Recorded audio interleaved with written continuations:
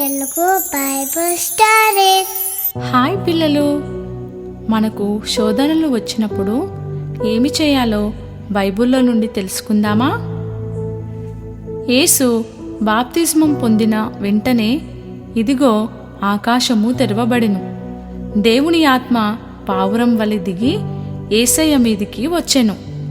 ఇదిగో ఈయనే నా ప్రియకుమారుడు, ఈయన యందు నేను ఆనందించుచున్నానని ఒక శబ్దము ఆకాశం నుండి వచ్చెను.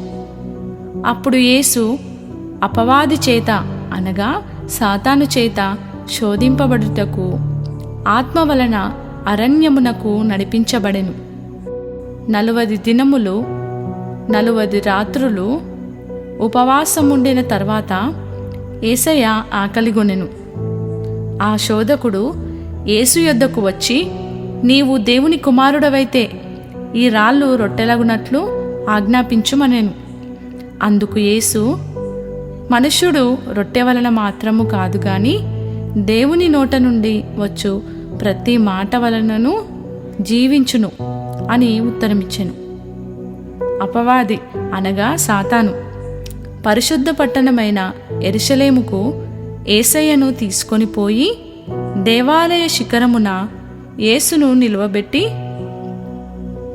నీవు దేవుని కుమారుడవైతే క్రిందికి దుమ్కుము, దేవుడు నిన్ను గూర్చి తన దూతలకు ఆజ్ఞాపించును, నీ పాదం ఎప్పుడైనను రాతికి తగలకుండా వారు నిన్ను చేతులతో ఎత్తుకొందురు అని శోధించెను.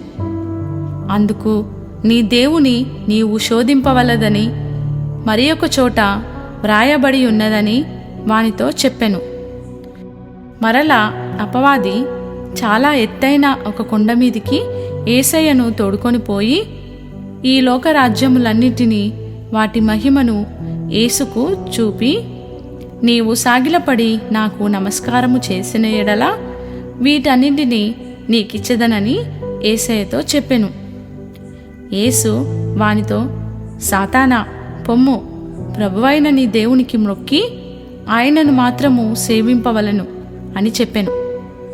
అంతటా అపవాది ఆయనను విడిచిపోగా దేవదూతలు వచ్చి యేసయ్యకు పరిచర్య చేసిరి.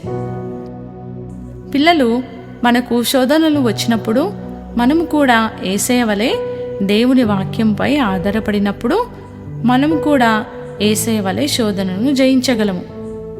బాయ్ పిల్లలు. Please subscribe for more videos.